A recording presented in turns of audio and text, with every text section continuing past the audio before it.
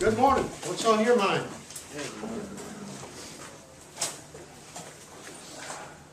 Another glorious day.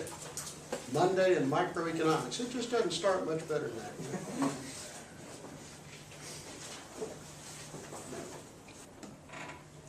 Anything else? Maybe on a more cheerful note? Yes, Yeah. Not so cheerful, okay. Well, it has something to do with college you mentioned. I'm thinking about either transferring to UF or this college down in Winter Park, right outside of Orlando, called Rollins. Mm-hmm. What do you know about Rollins College? My knowledge of Rollins is in two areas. I refereed some of their soccer games, and they are tough, mean players. Tough, mean coaches who yell at referees. And they have a reputation as a very good school, a very good business school. It's a private school, it's expensive, they have smaller classes, and again, a strong reputation. I would suggest, and this is a personal bias, I'm going to get in trouble on this because it's going to be on YouTube. I personally don't view online education as a satisfactory educational experience. I think there's much more to be gained in the educational process than you and me sitting in this class making faces at each other. You know? When you go to a university that the majority of its classes you view as video replays or online or whatever, I think you miss an awful lot of the experience. Likewise, if you go to a university where you sit in an auditorium with 300 people and there is very limited interaction with the speaker anyway, that may be great information, but I don't think that's a great educational experience. I wouldn't want to exclude those things. So if I were paying to go to college for me or my children, again, who's not, I would, by a factor of 100, if I could afford it, I would send them to smaller schools, smaller classes, where I knew something about the reputation and the curriculum. Okay? One last note with that. When you go to smaller schools, private schools, where the admissions is somewhat limited, you tend to mix with a student body that is academically and frequently socially connected at a higher level. And that can have spin-off benefits in your career by the contacts that you make, the networking that you can do. Okay, so far? I'm just getting warmed up to this topic. All right, let's keep it going.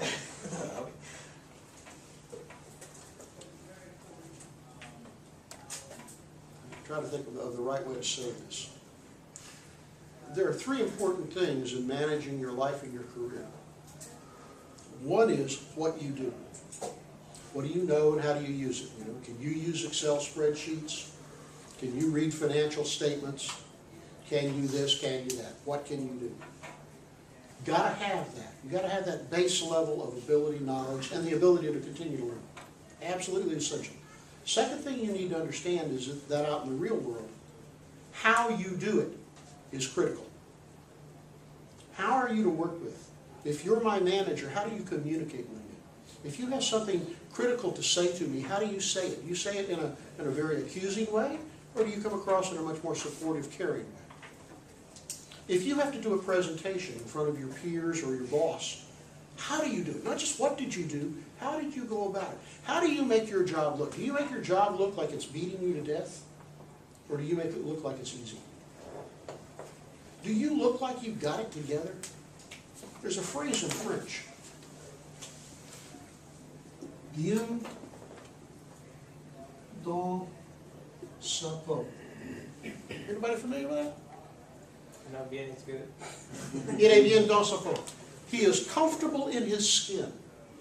It means you look like you're comfortable doing what you're doing. You look like you're confident and in control and if anything, enjoying yourself.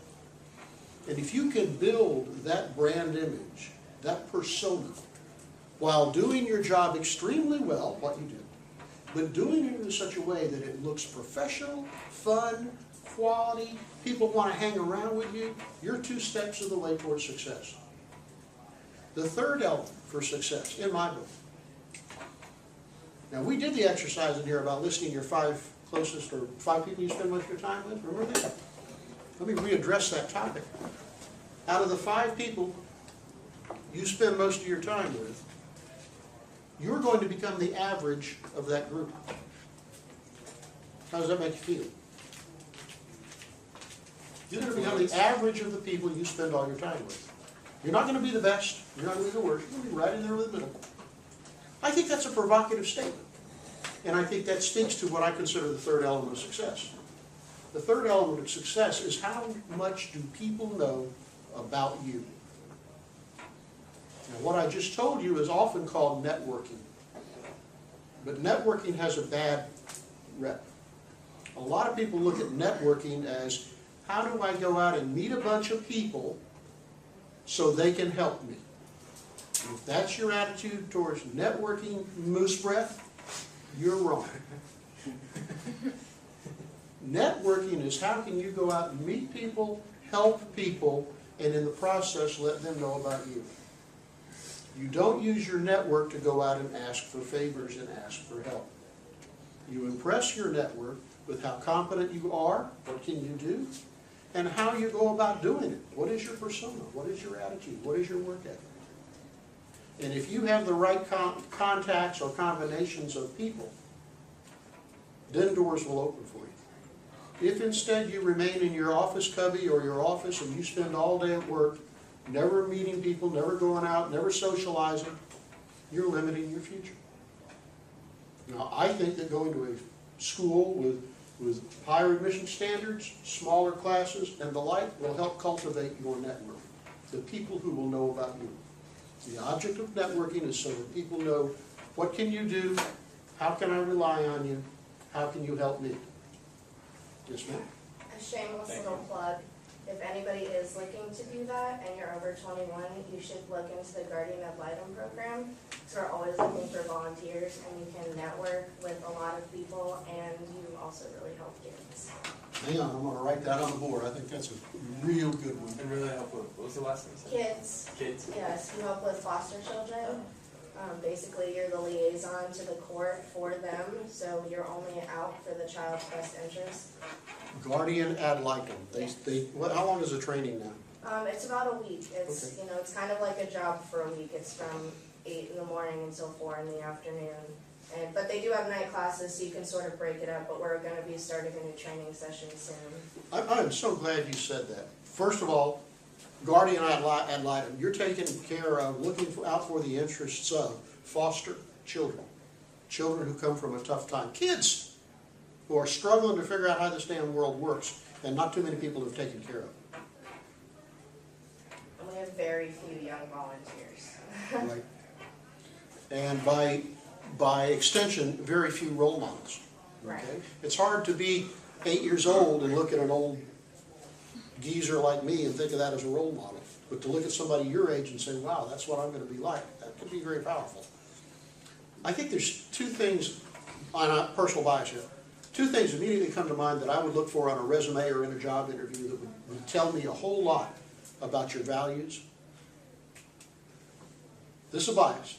If you were an Eagle Scout in the Boy Scouts of America, I've met very few Eagle Scouts, at least in their 20s, who had not been corrupted by society and were absolutely, they were all straight shooters, good dependable people with good values.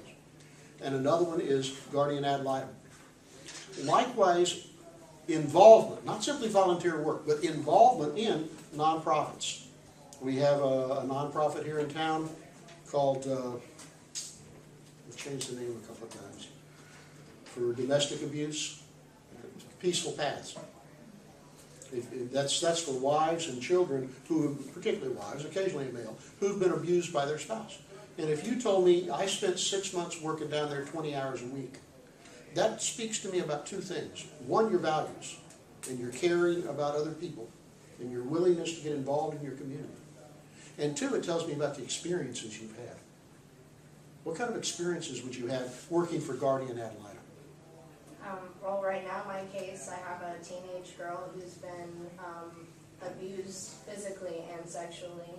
So I had to go to a lot of different therapy sessions with her, and different things like that.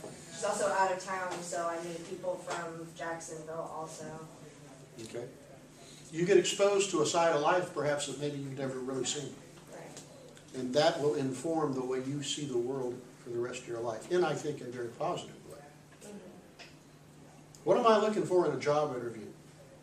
I'm looking for somebody who knows the skills, knows how to do what's got to get done, knows the things to do, but has the values and the personality that will make them be a good team player in my organization. I'll try to cut the sermon short at that point. Okay?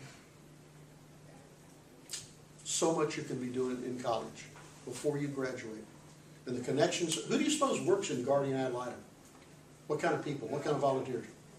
A lot of older business people, psychiatrists, former members of the court, a lot of former members of the court. And how involved or interconnected do you think they are with the community and their profession? Very much. See, whenever we talk about people we're going to invite into or attempt to become a part of our network, we want to ask, how connected are they? And they can be connected geographically within an area. But perhaps more importantly, they can be connected professionally within their professional networks. Conferences they go to, associations they belong to, periodicals or literature that they read about their profession. These are the people that can open doors to your future if you make a favorable impression. We'll go back to statement one. A lot of people like to say, well, it's not what you know, it's who you know. If you believe that, Moose Breath, you got it backwards again. What you know is essential, but it is not sufficient. Okay. And so in the sermon, Amen. according to St. Strickland, amen, amen, hallelujah. What else on your mind? Sir? UF is having a little thing tomorrow in HA 132. Yeah, the Gator Den over here by each Yeah, so if any of you guys want to go, it's between 1 to 1:30 if you guys are trying to get into UF. You got any questions? Is that the one on the College of Business? Yeah, it's right across W. All the way. Because they have sessions for different majors over there. Yeah, for business. So if any of you guys trying to get into UF, go. What room is Yeah, it? It's HA. building HA. Building H over there is the Health Sciences Building, and this is an annex. For what time is it? It's 1 to like 1:30 tomorrow. You should learn where that Gator Den is, just to stay apprised of what all's going on at UF. They offer advising and counseling on all their different majors. You gotta get there really early, Yeah. like Okay. an hour early. Good. A long line. Yeah.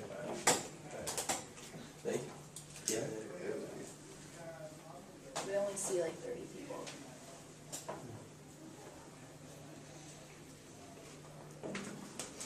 Other comments, other questions, topics? Anything on your mind? Does that mean you really are ready to go on Appendix A and B and C and D and E?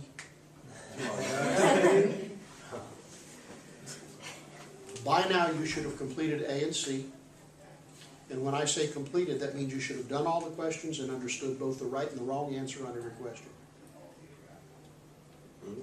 And for a lot of people, that means you should have done the questions 3 and 4 times.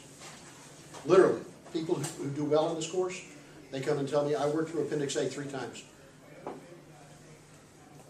I watched your stupid video 9 times. It's okay with me. So, let's, any pressing questions on Appendix A or C? Anybody? Any particular questions? I know that quantity supply, it stays on the supply Yes, curve. moving up and down the supply curve. Is there any indication that there's a certain word or something that would say that this is staying on the supply curve? Typically you say, for example, if this is the supply curve and I'm moving from one spot to another on the curve, that's a change in quantity supply.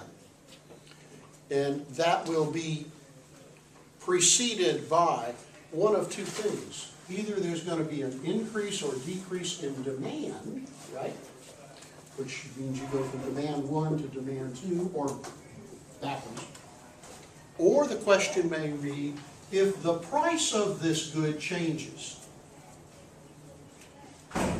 what happens to the supply curve? If it increases it. Price changes. Price change means you go from this price Supply. to this price, you stay on the curve. So when it says, well, the price of such and such went up, you're either going to move on the demand curve or on the supply curve, depending on how the question is phrased. That make sense? Price, listen to this term, price doesn't shift the curve. A change in price never causes a curve to shift. When it says a change in price, you're going along one curve or the other. Go ahead. Okay, so I guess that's what I was kind of looking for. So the price, what if it's like the price of production goes up? That's cost. Okay. And I'm glad you're asking this. Cost versus price. A lot of people look at the word price and they say, do you mean the price to the buyer? Or do you mean the price to the seller for buying this to make something? And you have to read the question carefully. Sometimes we'll say price when we mean cost. When we say the price of mozzarella cheese went up, what does that do for pizzas? That's a cost of production. So we have to change that concept of price into, oh, that's a cost. And it's just amorphous enough that we need to talk through these things. You need to work through these questions repeatedly. And you get a little more comfortable with the terminology. Think about this. Let me see if this helps. Right up here I've shown an increase in demand, right?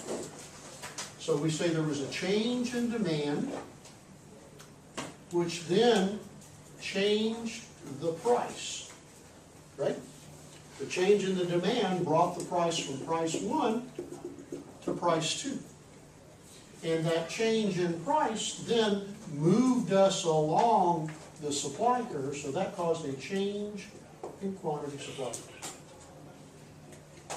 So sometimes the questions will talk about a change in demand leading to this, and sometimes they'll talk about a change in price leading to this, but it's all part of this sequence of causation. Okay? So read them, do them, lots and lots. And one more time. If you get all this down really cold in the next 2 weeks, what? 50% of course. That's 50% of the course, Greg. 50% of your course.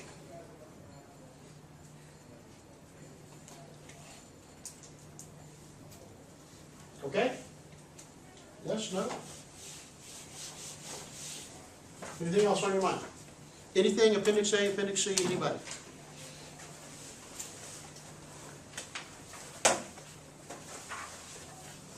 Did we talk about brand image in here? No. Okay.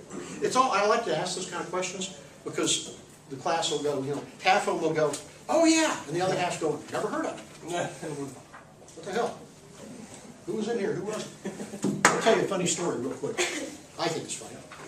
I teach most of my classes in this room, macroeconomics and microeconomics. And years ago, I had macro on Mondays and Wednesdays at 9:30, and I had micro on Tuesdays and Thursdays at 9:30. And occasionally I would get a little confused about which class I was teaching.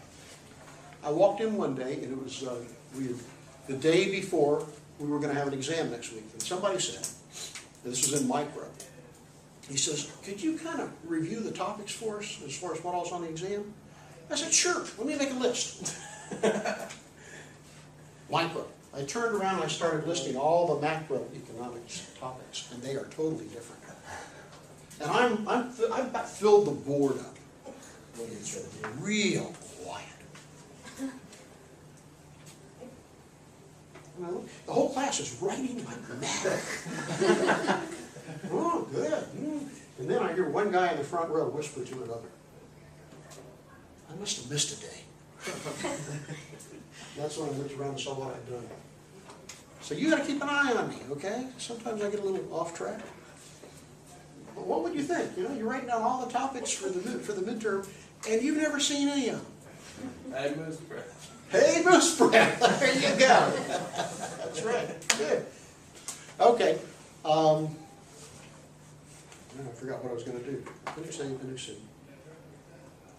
You said Brand brand. image. Branding, thank you. When I say Coca-Cola, what do you think of? Substitute.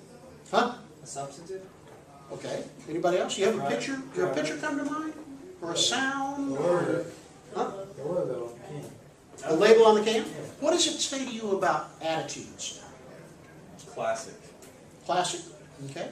What does it say to you about people who drink Coke? Everybody. Happy? What else? Everybody. Everybody, what else? Unhealthy. Safe. Unhealthy? Do old people drink Coke? I don't. Not Classic Coke. I don't know. No. Not a lot. Diet Coke. Look at the people who are in the commercial for Coke. They're all under 30. Yeah. Youth. I think Coke has a brand image. And it says fun, young, having fun, you know, really cool. Mercedes. What comes to mind? Luxury. Luxury? What else? Elegance. Middle age. Elegance. Elegance, middle age, Expensive. expensive. I'm looking for a word. How about successful? Yeah, it's part of the. Successful? How do you sell yourself? Hilton Hotels. Image? Paris Hilton's business people. Yeah. Expensive, what else? I said Paris Hilton. Paris Hilton. Oh, let's try not. Successful? Absolutely. If you stay in a Hilton Hotel, what does it say about you? Yeah. You sleep well, you can afford it, you're successful, you're living the higher quality life, okay? Brand image. Ramen noodles. Cheap. Broke. Broke. College student. College student. Creative cooking. Brand image. Santa Fe College. Peacocks. Say again? Peacocks. The Peacocks. What are the peacocks? I didn't even know that. Any of you soccer players, tell me if this is a sound you've ever heard before. Man on! Man on! That means there's a man from the other team getting close to you. Those peacocks out there, that's what their call sounds like. Man on! Man on! First time I heard that, I was coming into camp, I was like, damn, there's a soccer game on it. Honestly. Okay? Peacocks, Santa Fe College, brand image. Any, huh? UF. Route to UF, okay? Anybody else? Good or bad? You're not going to hurt my feelings. Old people. Old people, why? Because old people come back to school here. What do you suppose the average age of the student is in my classes in Santa Fe? 25. I would say 27. Yeah. The average age of the student in our bachelor's program in management that I teach in, 34. Yeah. So good. Older students, or at least a mixture of more older students. What else? Small classes. Small classes. Less competitive as you compared to you. Much less competitive to get into. Basically, are you breathing? Come on in. Diverse. Huh? Diverse. Yeah. Diverse, huge diversity among the student population for sure. Anything else about Santa Fe brand image? Cheap. Cheap. Cheap in quality, cheap in price. Right. Cheap in price. Cheap in quality? Sometimes. Sometimes. Top 10. Not usually. Especially in this class. Top 10 college. Now, Santa Fe is nominated for a prize. It's called the Aspen Prize. Last year and again this year. We're in the top 10. We hope we make it to the top. That speaks to quality, but there are clearly some Yeah. areas of not stellar performance in some areas. Okay. Brand image. Your name. Awesome. Awesome. Lacks confidence, obviously. Do you have a brand image? Yes. You do. Not that I think about. You don't have any choice. You do have a brand image. When people are talking about you or thinking about you, there are certain characteristics about you that they have in mind. You suppose that's important in school? Yeah. Yeah. For teachers. Somewhat, because if I have a brand image of you, having known you from the past, I have certain expectations of how you're going to perform. Okay? What about in your career? Do you have a brand image? Yeah. You certainly will have a brand image from the first millisecond you walk in and meet anybody, or are even visible to them. Simply by walking in, your physical presence is going to be evaluated. And in a matter of seconds, people are going to start forming very subjective, maybe very inaccurate opinions on you based on how you carry yourself, how you're dressed, how you speak, how you listen.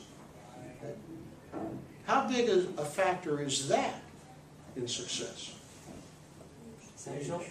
I think it's essential. I think if you're not even aware of your brand image, and so you dress like a clown or a refugee, I think if you are aware of it but don't care or don't really tend to it, I think you're, cutting your own legs out from under you. So I would challenge you in your thinking. What is your brand image and what do you want it to be? I would ask you what you think mine is, but I'm not emotionally up to that. Okay. Okay. Here we go. Aside from Appendix A and C, supply and demand, we're going to introduce them topics in microeconomics. Just occurred to me, I have to make this announcement. Wednesday, I will not be here. Okay, Wednesday, I have to be at a conference downtown. So I won't be here, but the material for Wednesday is on the videos. It's all about consumer surplus, mathematics of equilibrium, and the incidence of a tax. Those are three applications of supply and demand that you need to be able to work through. That's what Appendix B and D are all about. Today I want to do at least one of them here in class, but again, they're all on video. So when I see you a week from today, I will expect that you have completed A, B, C, D, and E. And next week we will be brushing up stuff and getting ready for the first exam. Okay? Say again? I know what I'm doing this week. There you go. Call the club, tell them you ain't dancing this week. Okay. This is my favorite, so let's do this one first. This is called Consumers Surplus. Okay. This is the key, or one of the few, that will make you rich. As a business person, this will make you rich if you understand it. Suppose we describe a demand curve, let's say for lawnmowers.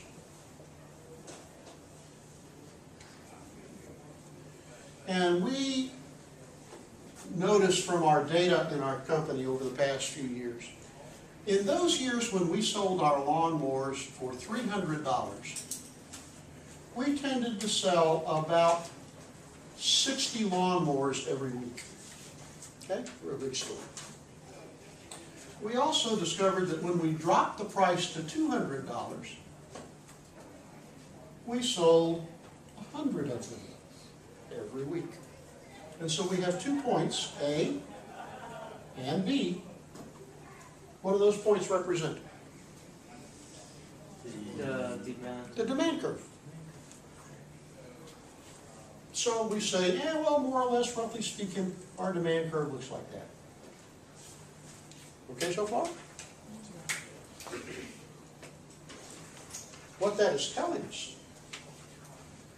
is that if we charge a price of $200 for a lawnmower, out of those 100 people who come in and buy one,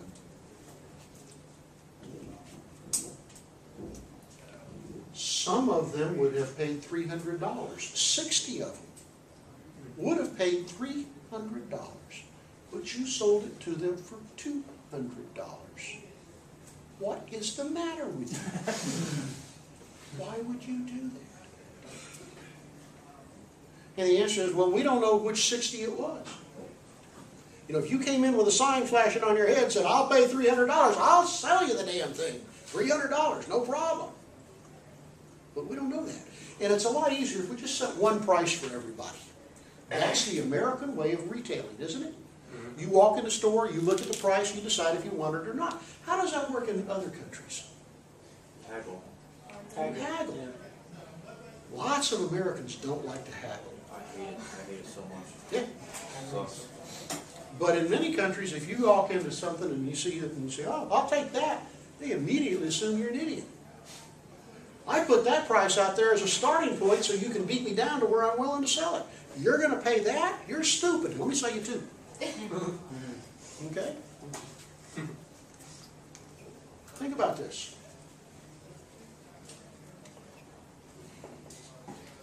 There's at least 60 people that would have paid $300. How much money is that? Well, they would have paid $100 more, right? $100 more times 60 people, how much money is that? $6,000 more we could have made. How much money did we make? When we sold 100 lawnmowers for $200, how much money did we make? That's called total revenue. Total revenue is the price times the number of units you sell. Price of 200, and we sold 100. How much money did we make? 1, 2, 3, 4 zeros and a 2. We made $20,000. You okay with that? Do you understand there was at least $6,000 more we could have made if we could have charged the right price? You follow that? If we knew the right people and the right way to ask them, they'd have paid us more money. And in fact, don't just go to 300. If in fact, and I'm going to draw this as a straight line because it's easier to present. If this is the demand curve, at the price you're charging, if you measured all the way up to here, where this intersects the price axis, right? And let's say that this is $600. So at $600 or $599, you probably would have sold one lawnmower. You see that? Somebody was willing to pay you $599 and you charged him $200. What are you, stupid? And then if you come to $598, you'd have sold another one. You see how much money is walking out of your store every day because you didn't know how to ask the people who were willing to pay a little more. And in fact, how much money is walking out of your store? And the answer is, mathematically, it's the size of this triangle. All of that money is your consumer's surplus. You with me so far? Yeah. Can you tell me the area of that triangle? Just a second. 100. Area of the triangle, or the area of consumer surplus, is 1/2 the base times the height. What grade did you learn that in? Inventory. Probably 5th grade. I was looking at books at Sam's Club yesterday, and they had some review books for a kid getting ready to go in the 5th grade, and the 4th grade, and whatever. I had the 5th grade book up, and they had stuff like this. I thought that was pretty cool. I don't think I learned it until the 6th, but you know. How big is this? 1/2 of the base. How big is the base of this triangle? 100. So 1/2 of 100, and how high is the height? 200 to 600, 400. Okay, how much is that? That's 1/2 of, how much? $40,000. So the consumer surplus is $20,000. You see that? You made $20,000. That's this area down here. Let's be sure we explain that. You sold 100 of them at $200 a piece. That's the area of that rectangle, right? 100 times 200. So this is your total revenue. Total revenue, $20,000. But in this case, the consumer surplus, another $20,000. What does that tell you? We're making half the money. Half the money. You're making half the money, half the potential of your business. Now, I don't think you're ever going to get all of that consumer surplus, but can't you get some of it? Sure. How? Different versions. Different. Put money, put goods at the checkout line so people can buy that. You bet. Or if you've got your lawnmower display, let's have 4 prices for lawnmowers. Basic lawnmower, $200. Lawnmower with a bagger, lawnmower with electric start, right? We're adding a little bit on there, so they'll pay a little bit more than the cost. So we can have different price lines, we call it, right? If you walk into, at least traditionally, you walk into a clothing store, a men's clothing store selling suits, you'll find 3 categories of suits, generally. The cheapies, the mid-priced, and the really good ones. Which ones do you put in the front window? Really good one. The really good ones. Okay? And you might even put one of them out there with a really low price, Yeah. called a loss leader, right? You may even lose money on that suit. But if you can get them into the store, what are you going to do? Sell it. Sell more stuff. Anybody here sold retail before? I don't know if we've had this discussion. How do we gauge your production as a retail salesperson? Do we ask how much money you sold? How much money you brought in? No, how much product you Do we ask how many products did you sell? Or do we ask for each sale you made, how many products were in there? For every transaction that you sold, how many different products did you sell? Why are we, and that's how we're going to do it. Why are we doing that? Because I don't want you selling that guy a suit. I want you selling him a suit, a shirt, a tie, suspenders. We call them, what's the other word for them? I don't know. Overalls. Hand strap? Just went out of my mind. There's not a whole lot of room in there anyway. He'll come back. Braces. We call them braces. You walk into my sporting goods store, right? Your spinning reel, your fishing reel is broken. You need a new one. I said, come on, let me show you what I got. And I got them at different prices, which one you like, you know? And as soon as you've decided which one you like, what else am I going to say? Need some line for it. While you're here, why don't we put some, I got some new line on sale, let me show you, just show it, you don't have to buy it, let me show it to you. I show you the line, I show you how great it is, you buy the line, and then I'm asking, so what kind of tackle box do you use? Really? Let me show you the line I'm carrying now. Next thing you know, you're picking up a tackle box, right? And all those little compartments are empty. Let's look at some lures. Did you hear about the new Gulf shrimp? Man, they're hot. Let me show you. Ooh. And once we've talked about that and filled up your tackle box, what are we going to do now? Well, you can't go fishing with one fishing rod. You always need a backup. Let me show you some of my rods. Before long, I'm saying, do you have a boat? I got boats. Let me show you. And so you came in to buy a fishing reel, and what are you going home with? A boat. A new SUV with a boat, all the extras. So for your $20, $50 spinning reel that you came in to spend money for, you are now in debt for a second mortgage to buy all these other toys. That's called good selling. Yeah. Called suggestion selling or accessory selling, different terms for it. Okay? What we're trying to do is to get every person to spend as much money as he is willing. Not holding a gun to their head, just saying, what about this? What about that? What about the other? What else would you put next to your lawnmowers in order to get more of this money? Edgers. A weed eater, love it. Blower. A blower, Uh, work gloves, Yeah. a rake, extension cords. extension cords, Yeah. warranties, Safety glass. safety glove. Come on. So if you, and here's the key, if you ask a retailer, what business are you in? And he says, I sell lawnmowers. Wrong answer. Well, that's where you should probably buy them from. Yeah, oh yeah, if you're gonna buy them, go there. But as a business, So, lawn equipment. ultimately what I sell is problem solutions.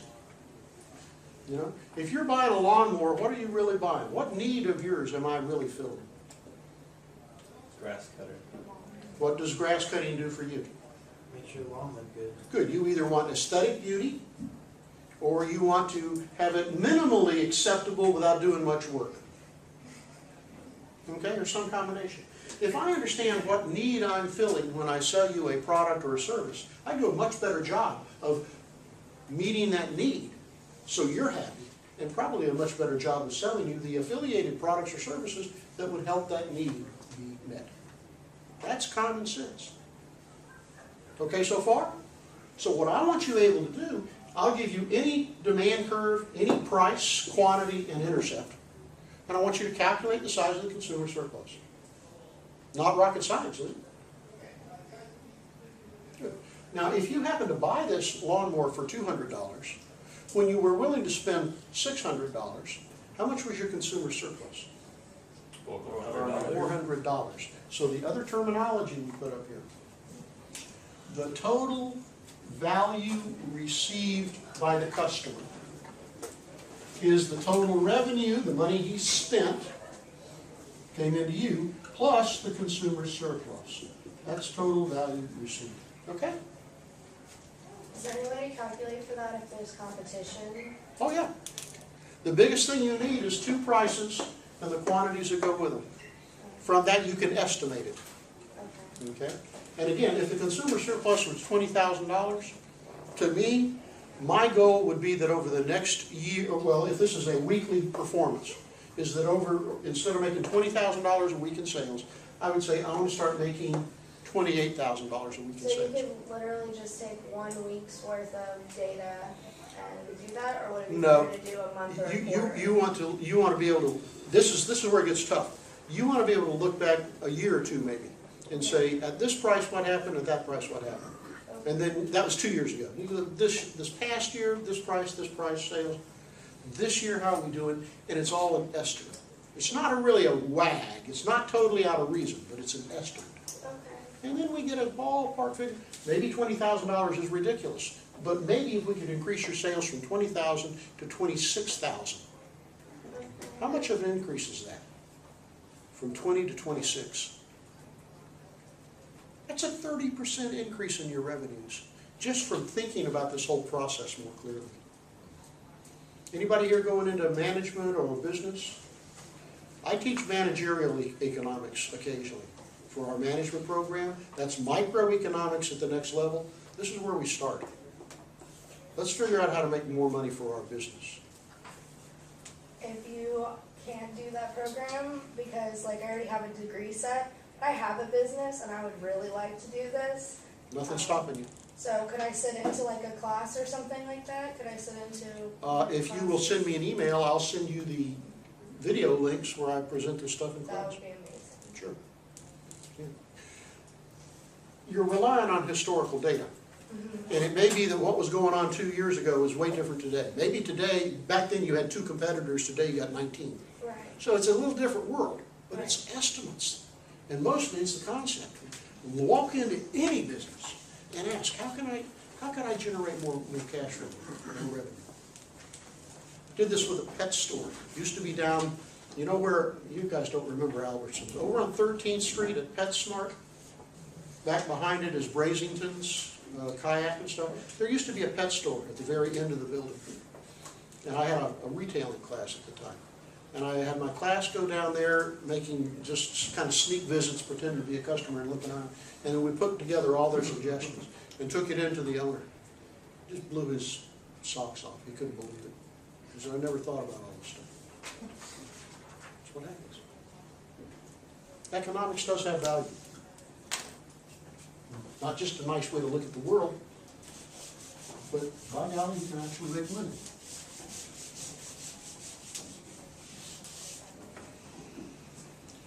I'm running a retail store with sporting goods. I just bought a new line of knives, okay? Clasp knives, you know, the kind that fold out. Except these are a little bigger, a little nicer. I got a little display up here, under glass. I got 3 knives in there, okay? One knife sells for $19, one for $29, and one for $39. You come into my store, and I say, come on in, look around, I'll be right with you. Why would I do that instead of coming right over to you saying, what can I help you with? So they can find the product. I want you to look around, and if you're targeting something specifically and you find it, you go right to it. I know what I need to talk to you about. If you're not sure, if you're just window shopping, I want you to see the whole store. I'm not going to get in your face as soon as you come in my store, unlike most car dealers. Okay? But if I look up a minute later and I see you're over there looking at my knives, I'll walk over to you and say, hey, I see you're looking at my knives. This is a new display, just started carrying this line. Let me show you one of these. Which one do I show you? Most expensive one. Most Middle of the expensive one? Middle of the road. Middle one. Why the most expensive? Because that's the one you want to sell. Okay. Why the middle one? Because then there's room for either less or more. In Show all 3 cases, of them. huh? Show all 3 of them. Well, I've got to show you one at a time. Which one I I show picked you? the most expensive. Most expensive? Least expensive. I say the middle. The middle? Get a feel for what. No, I changed it. I would go least expensive. Trying to read what his reaction is, or her reaction. You chose the least expensive. Mm-hmm. Okay, fine. So that you can tell them all the things wrong with that one. And Yeah, Anybody else? That's what I was I thinking, will like, say- then you could be like, but for $10 more, then this middle tier knife provides you with this and blah, blah, blah. There is no black and white, here's the right answer. Okay? Neiman Marcus, very big, well-known retailing store, they teach you to present the one in the middle first, engage the customer's reaction and see if you can trade him up or if he wants to trade down. Different views. My point of view is, I'm going to come in and show you the most expensive knife I can put in your hand, particularly with a tangible product, something you can feel. I'm going to take the nicest knife there and I'm going to say, well, let's take a look at this one first. No pressure. Let's just take a look at this one. And if you hold that knife in your hand, and then I show you all the blades that flip out or the nice sheath maybe that comes with it or whatever, if you don't like it, or it's more money than you want to spend, you're going to be giving me some negative vibes, you know? You're not going to be responsive. You're going to kind of maybe step back a little bit. You're going to hold it and put it out a little bit. I'm going to watch for those clues. And I'll say, if that one's not exactly what you're looking for, I didn't say if you don't want to spend that much money. I'm going to say, if that's not exactly the kind of knife you want, let's look at this one. What's going to happen when I give you the $29? I like it way better. You're going to notice immediately it is lighter, with less good stuff about it, and you're giving up something. You see what I'm saying?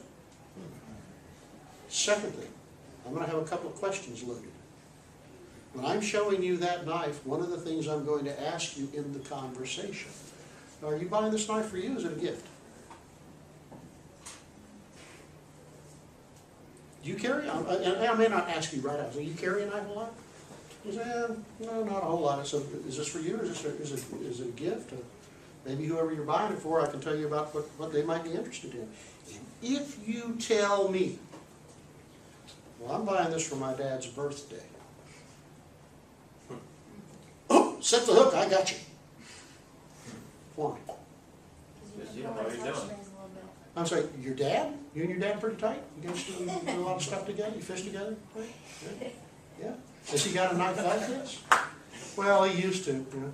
Yeah? Well, think about it now. It's your dad, right? Okay. The difference in $10 for your dad, for a knife that's probably going to last him 20 years. And this thing will take an edge. You can put a cutting edge on this thing that will just shave the hair right off the arm. $10. I mean, it's your dad. Dad, right? Dad. Okay. Are you going to buy the $29 knife, cheapo? And if you do, you say, I'll just take the $29 knife. Okay, no problem. Let me wrap it up for you. But if you've got any kind of conscience at all, I mean, I gave one to my dad. I gave him that one. He loved it. You see what I'm saying? What am I trying to do? Huh? Skills. I'm I'm trying to convince the other person that he wants to buy. I'm trying to get your consumer surplus. Yeah. We Yeah. get consumer surplus from people through good sales techniques, through good customer service. Persuading, I'm sorry? persuading the consumer? Yeah. So the concept of consumer surplus is behind an awful lot of what drives our economy. It's called markets and spending and buying. Understand the concept. At some point, if not in this course, certainly in the managerial economics course, we talk about more sophisticated ways to go about getting that surplus. If you go to Sam's Club, anybody here shop at Sam's Club? What's it cost you for an annual membership? 40. About 40 bucks? 40 bucks lets you go in and buy stuff cheap. Why do they charge you 40 bucks? That's part of your consumer surplus. Everybody pays 40 bucks and then you get to come in and shop. We get some of that consumer surplus called two-part pricing. A membership plus discounted prices. Lots of other ones. Okay? What's happening Wednesday? If you show up here Please video it and post it, because nobody else will be here. When I see you Monday, you will have finished Appendix A through E. Why not F? F is like exam. Don't do F until you think you are absolutely ready for the exam. Okay? Peace. I'll see you in a week. Bye.